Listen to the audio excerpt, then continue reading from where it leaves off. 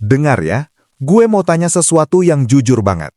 Pernah nggak kalian scrolling Instagram atau TikTok, terus tiba-tiba muncul konten teman atau influencer yang pamer slip gaji kerja di Singapura? Angkanya fantastis, 4.000 bahkan 5.000 dolar Singapura. Kalau dirupiahkan, bisa 50 sampai 60 juta rupiah per bulan. Jujur aja, siapa yang nggak tergiur? Mata langsung ijo kan? Terus kita lihat gaji kita sendiri. UMR Jakarta sekitar 5 juta. Langsung down rasanya. Kok hidup gue segini doang ya?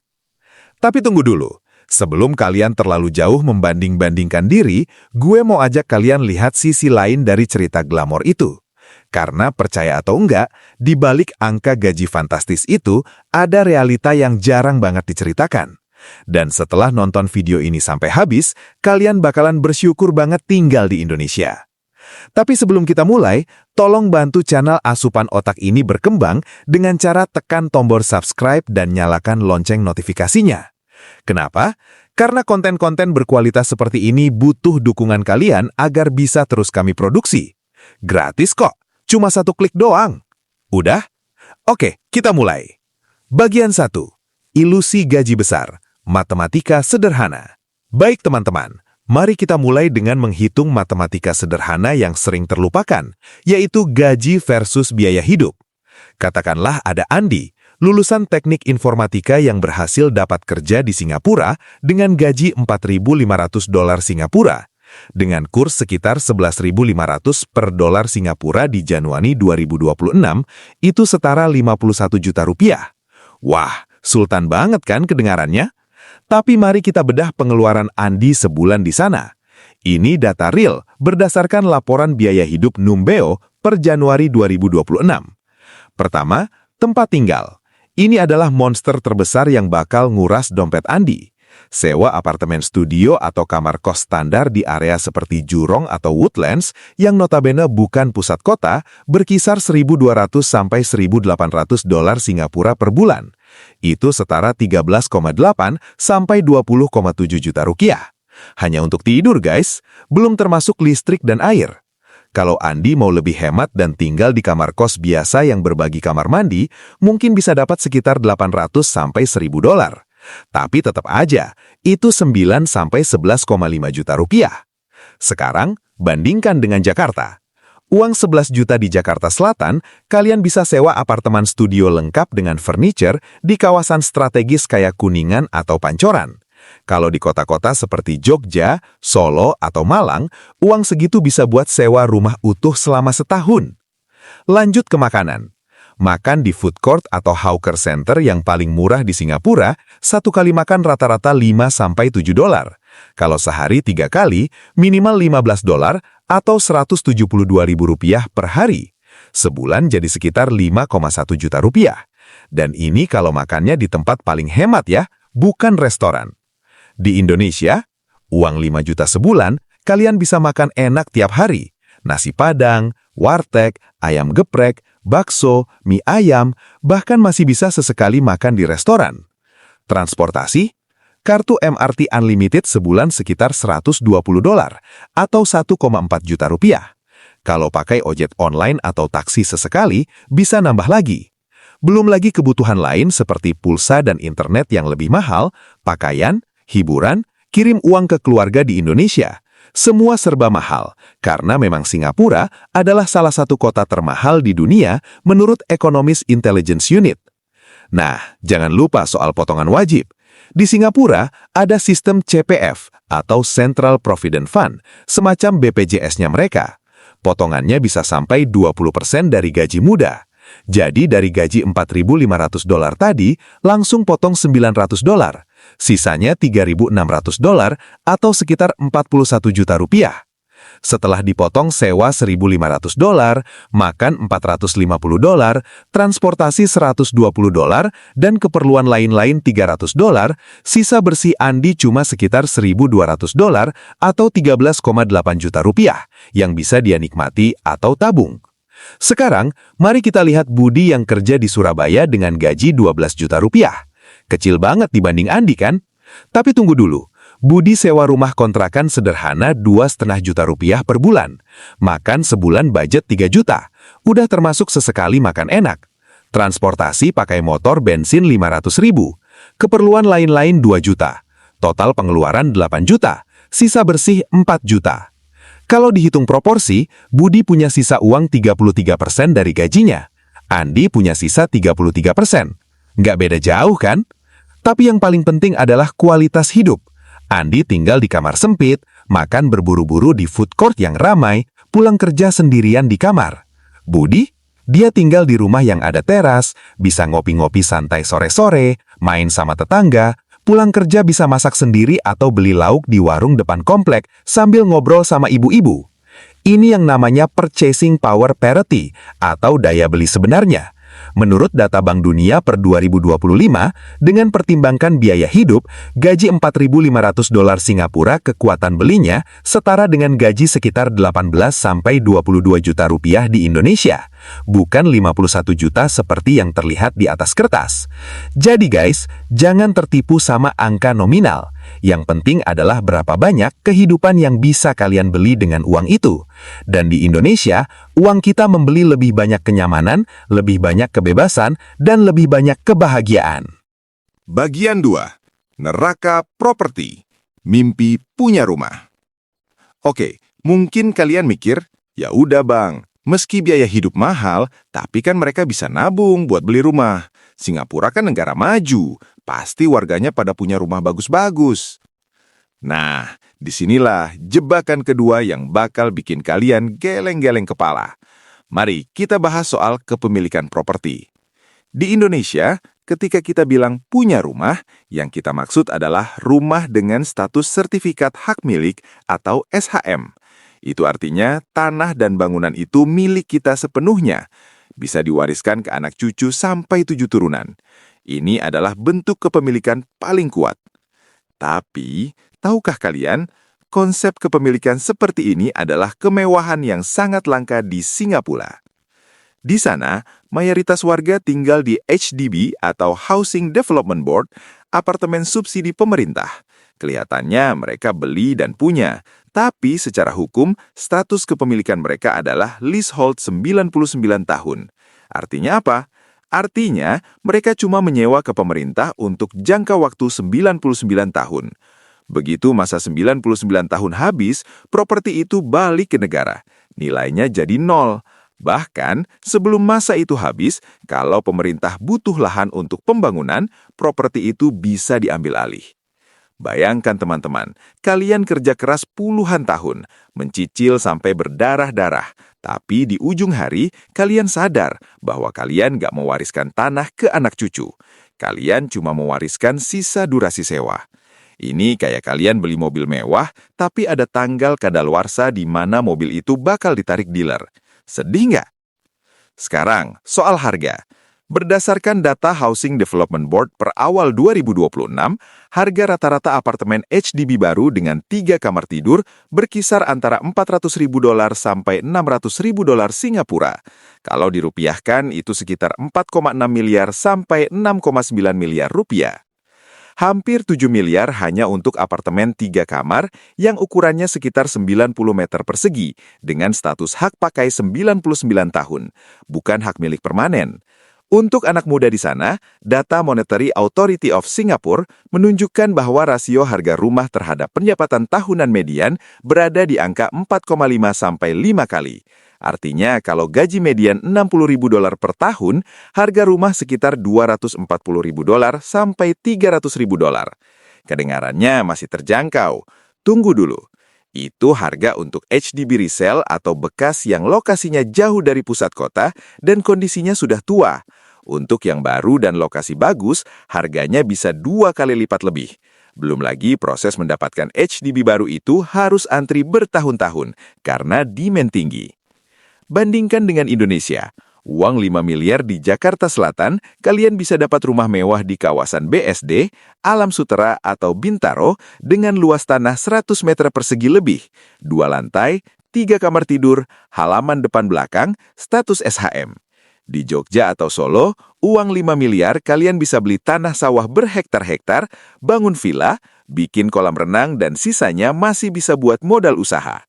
Di kota-kota Tier 2 seperti Malang, Bandung, Semarang, atau Makassar, uang 2-3 miliar sudah dapat rumah sangat layak dengan halaman luas. Ini poin pentingnya. Di Indonesia, kalian masih punya kesempatan realistis untuk memiliki tanah dan rumah dengan status hak milik permanen. Di sana, bahkan untuk warga lokal yang kerja keras sekalipun, kepemilikan tanah adalah mimpi yang hampir mustahil. Singapura luasnya cuma 734 km persegi, lebih kecil dari DKI Jakarta yang 664 km persegi. Dengan populasi 6 juta orang, mereka harus membangun ke atas. Tanah adalah komoditas paling langka di sana. Indonesia, luas daratan kita 1,9 juta kilometer persegi. Kita punya Sumatera, Jawa, Kalimantan, Sulawesi, Papua, Bali, NTT, NTB, Maluku. Ketersediaan lahan ini adalah anugerah yang sering kita lupa syukuri. Dan pemerintah kita mendukung kepemilikan rumah melalui program FLPP atau Fasilitas Likuiditas Pembiayaan Perumahan dengan bunga subsidi rendah, KPR bersubsidi untuk rumah tapak, hingga program sejuta rumah. Tujuannya supaya rakyat kecil tetap bisa punya aset. Jadi guys, jangan remehkan sertifikat tanah atau rumah orang tua kalian. Itu adalah kekayaan sejati yang gak bisa dibeli bahkan dengan gaji dolar sekalipun. Kepemilikan tanah di Indonesia adalah simbol kemerdekaan finansial yang sesungguhnya. Bagian 3, mental robot versus mental manusia. Oke teman-teman, sekarang kita masuk ke pembahasan yang lebih dalam lagi. Bukan soal materi, tapi soal jiwa, soal kebahagiaan dan kesehatan mental. Di tahun 2026 ini, dunia makin gila. Semua serba cepat, semua serba target, semua serba kompetisi. Tapi di tengah kegilaan itu, Indonesia punya sesuatu yang bikin bangsa lain iri setengah mati. Itu adalah ketenangan hati. Mari kita mulai dengan fenomena yang terjadi di negara-negara maju. Sebut saja Singapura, Jepang, atau Korea Selatan. Mereka maju secara ekonomi. Tapi coba perhatikan wajah-wajah orang di sana saat jam berangkat kerja. Ribuan orang berdesakan di MRT atau kereta, hening, senyap, semua mata tertuju ke layar HP. Wajah tegang, nggak ada senyum, nggak ada sapaan. Mereka hidup dalam apa yang disebut rat race atau balapan tikus. Bangun pagi jam 6, lari ke stasiun, naik MRT yang penuh sesak, sampai kantor jam 8 pagi, kerja sampai jam 7 malam atau lebih, pulang jam 9 malam, tidur, besok ulangi lagi. Target naik terus, tapi kepuasan batin makin jauh. Data dari Milio Insight Survey 2025 menunjukkan bahwa 67% pekerja di Singapura mengalami tanda-tanda burnout atau kelelahan mental akut. Mereka merasa terjebak dalam siklus kerja yang tidak ada habisnya. World Happiness Report 2025 menempatkan Singapura di posisi yang cukup rendah untuk ukuran negara kaya, yaitu peringkat 30-an dunia. Padahal GDP per kapita mereka salah satu tertinggi di dunia. Ini menunjukkan uang tidak selalu berbanding lurus dengan kebahagiaan. Mereka menjadi robot, unit produksi yang tugasnya cuma satu, bekerja demi sistem. Saat kamu jadi robot, kamu nggak boleh capek, nggak boleh sedih, nggak boleh berhenti. Sekalinya berhenti, kamu digiling sama roda kompetisi. Sekarang, mari kita pulang ke Indonesia. Ada predikat unik yang sering disematkan ke kita. Dalam berbagai survei kebahagiaan internasional, Indonesia sering masuk daftar sebagai salah satu negara paling santai dan bahagia di dunia. Dulu mungkin kita tersinggung, wah kita dibilang pemalas nih. Tapi jangan salah sangka, di tahun 2026, definisi santai itu bergeser jadi kemewahan. Santai di sini artinya slow living, keseimbangan antara kerja dan kehidupan sosial. Di saat orang luar negeri harus bayar mahal psikiater atau ikut kelas mindfulness untuk belajar ketenangan pikiran, Indonesia sudah mempraktikkannya setiap hari secara alami. Kita punya kemewahan untuk berhenti sejenak. Di tengah macetnya Jakarta atau Surabaya, kita masih bisa lihat abang ojol tertawa bareng temannya di pangkalan. Di desa, petani masih bisa ngopi santai di pinggir sawah sore hari sambil melihat matahari terbenam. Ini poin pentingnya. Kita bekerja, ya jelas, ekonomi kita tumbuh 5% lebih per tahun. Tapi kita tidak membiarkan pekerjaan memakan jiwa kita. Kita bekerja untuk hidup, bukan hidup untuk bekerja. Nah, ada satu hal unik yang jadi kekuatan kita, budaya ngopi dan kumpul. Ini terdengar sepele, tapi ini adalah mekanisme pertahanan stres alami yang sangat powerful. Di negara maju yang individualis, kalau kamu stres, kamu simpan sendiri. Kamu kesepian di apartemen mewah, kamu menangis di bantal sendirian, akhirnya meledak jadi depresi klinis. Di Indonesia, kalau kamu stres, kamu telepon teman. Bro, warung kopi biasa ya? Di sana kamu cerita, kamu maki-maki keadaan, kamu tertawakan nasib bareng teman-teman. Pulang dari warung kopi, masalah belum selesai, tapi hati udah plong. Budaya nongkrong ini ternyata adalah terapi kelompok gratis. Warung kopi, pos ronda, teras rumah, itu adalah klinik kesehatan mental alamiah. Kita punya support system yang luar biasa kuat. World Happiness Report 2025 mengkonfirmasi hal ini. Meskipun negara maju unggul dalam pendapatan, Indonesia unggul jauh dalam variabel social support dan generosity atau kedermawanan.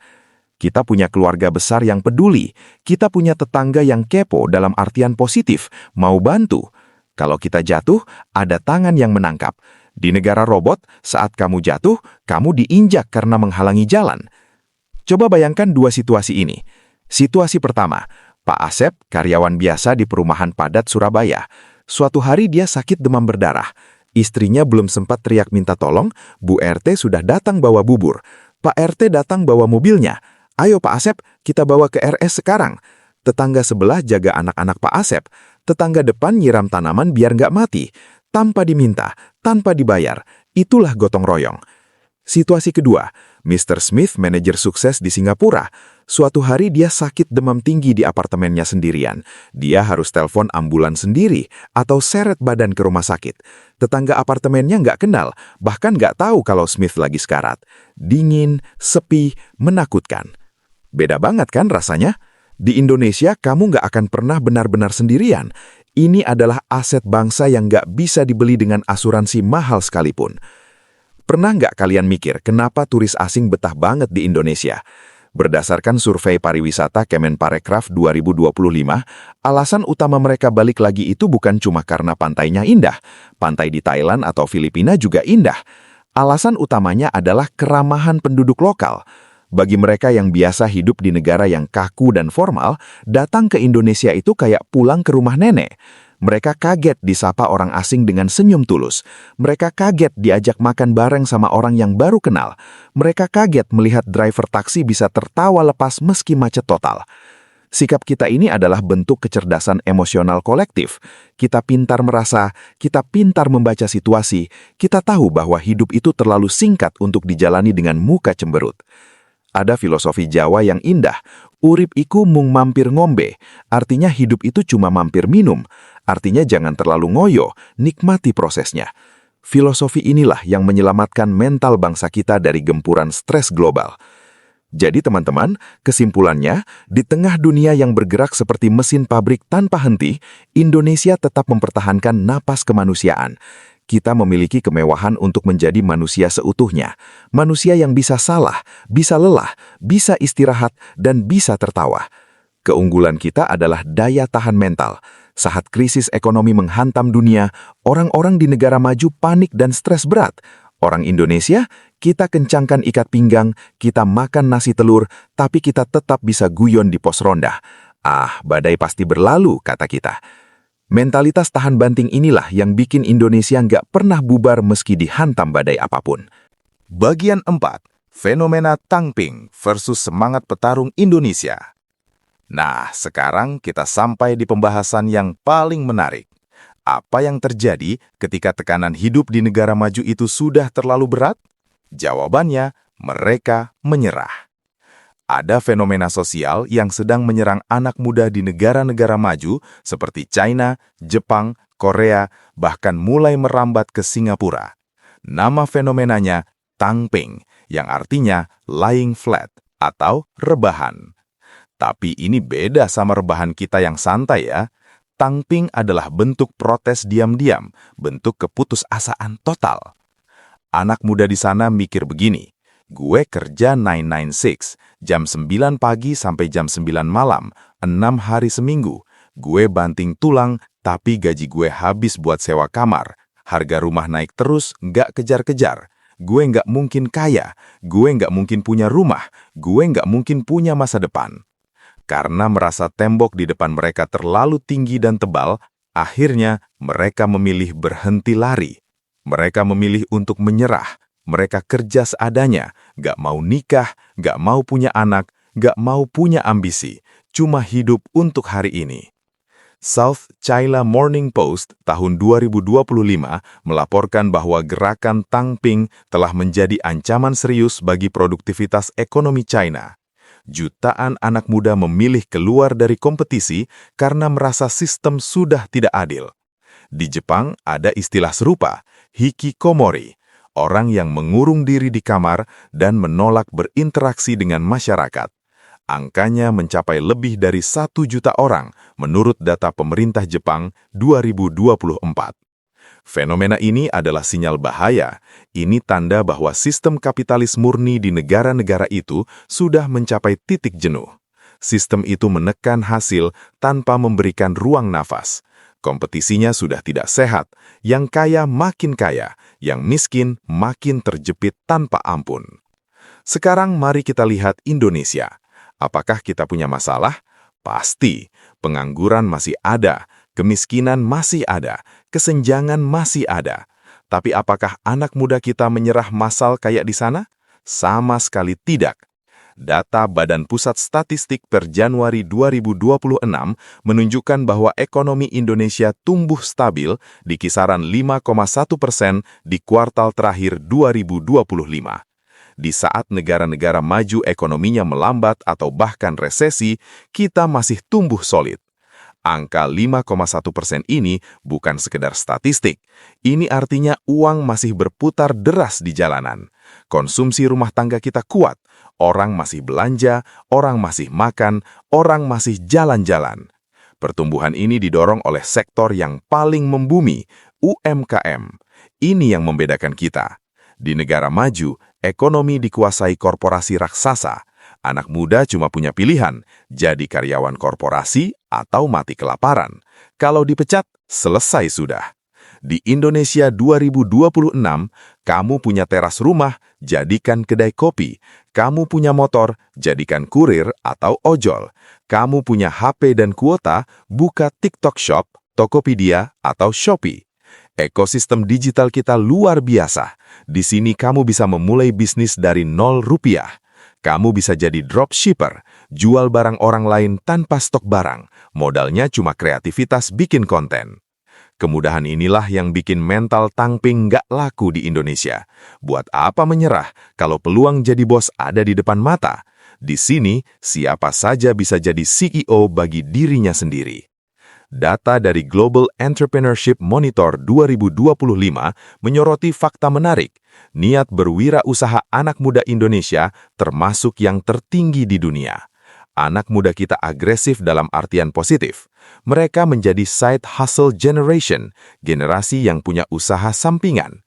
Siangnya kerja kantoran, malamnya jadi content creator. Senin sampai Jumat kuliah, Sabtu Minggu jualan thrift shop di pasar kaget.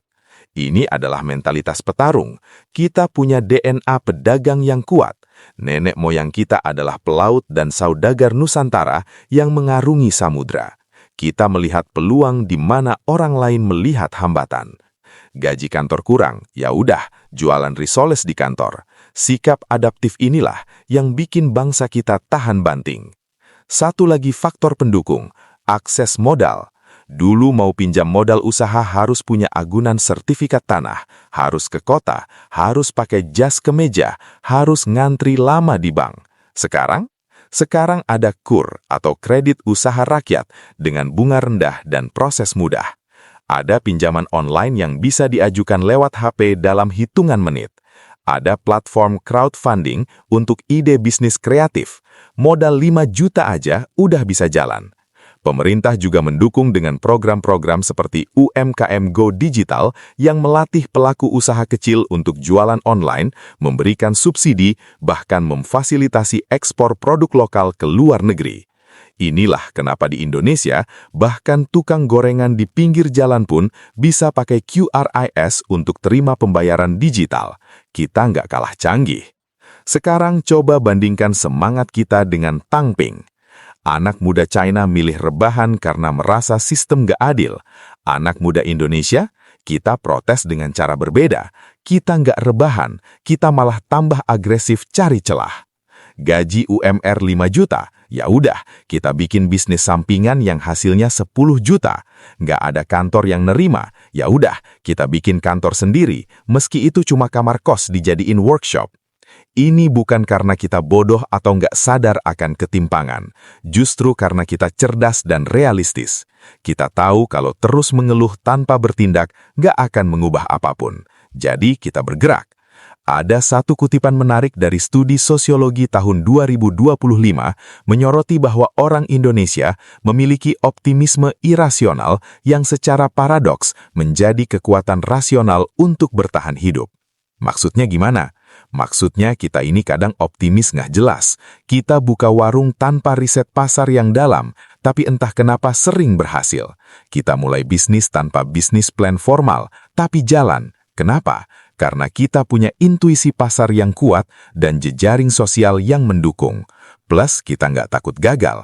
Bangkrut ya udah tutup. Besok coba lagi bisnis lain. Nggak ada yang ngejudge, nggak ada yang bilang dasar loser. Orang-orang malah bilang, ya udah, coba lagi, pasti bisa. Budaya saling mendukung inilah bahan bakar utama ekosistem UMKM kita. Di Indonesia, sukses orang lain itu inspirasi, bukan ancaman. Di negara kompetitif, sukses orang lain itu bikin iri dan insecure. Fenomena lain yang menarik, pulang kampung sukses. Banyak anak muda kota yang belajar skill di kota besar, terus pulang kampung dan buka usaha. Mereka buka kafe modern di desa, bikin homestay di pegunungan, ekspor kerajinan lokal lewat e-commerce.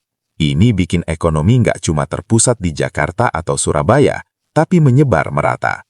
Data Kemendes PDTT 2025 menunjukkan pertumbuhan ekonomi desa di Indonesia meningkat signifikan. Dana desa yang digulirkan pemerintah mencapai lebih dari 400 triliun rupiah sejak program dimulai. Dan ini dipakai untuk membangun infrastruktur, memberdayakan UMKM desa, dan meningkatkan kesejahteraan masyarakat. Bayangkan, di negara lain, desa itu identik dengan tertinggal dan ditinggalkan. Di Indonesia, desa sedang bangkit. Desa jadi tujuan investasi baru, desa jadi sumber inovasi, desa jadi alternatif hidup yang menarik. Jadi kesimpulannya guys, sementara anak muda negara maju memilih Tangping karena lelah dan putus asa, anak muda Indonesia memilih terus bergerak, karena kita punya harapan dan peluang nyata.